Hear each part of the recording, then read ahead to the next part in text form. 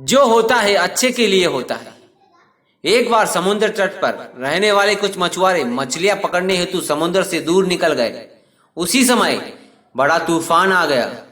तूफान के कारण कुछ मछुआरे की किश्ती अलग दिशा में चली गई और वे राह भटक गए।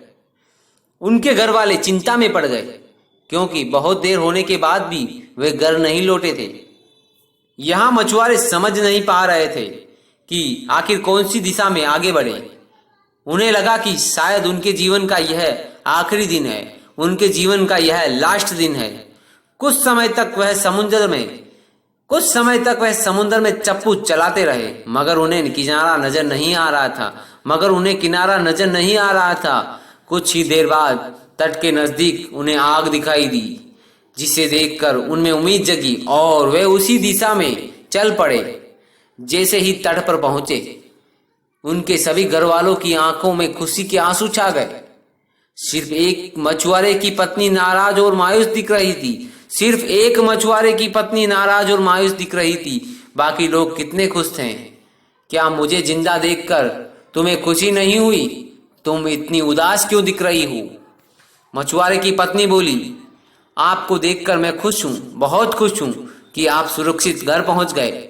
मगर जैसे ही तूफान आया, अपनी झोपड़ी को आग लग गई और हमारे जीवन भर की मेहनत जलकर खाक हो गई। अब हमारे पास कुछ भी नहीं बचा है, सब कुछ जलकर खत्म हो गया है। सब कुछ खोने के गम में मुझे दुख हो रहा है।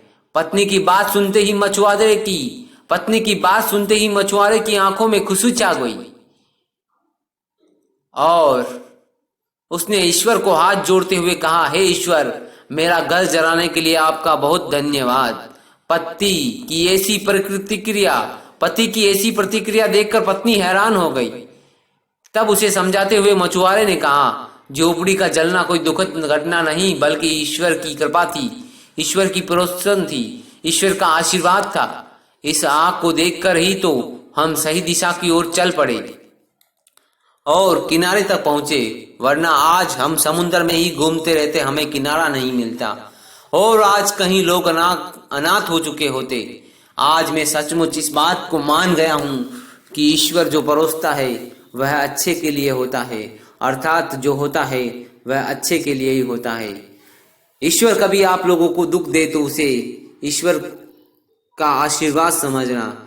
वो भी आपके लिए कोई अच्छी राह के लिए दिया होगा, अच्छे कार्य के लिए दिया होगा। ईश्वर के कार्य पर कभी शक मत करना। वो जो कुछ करता है अच्छा ही करता है, हमारे भले के लिए ही करता है। तो कहानी कैसी लगी दोस्तों, कमेंट में जरूर बताएं।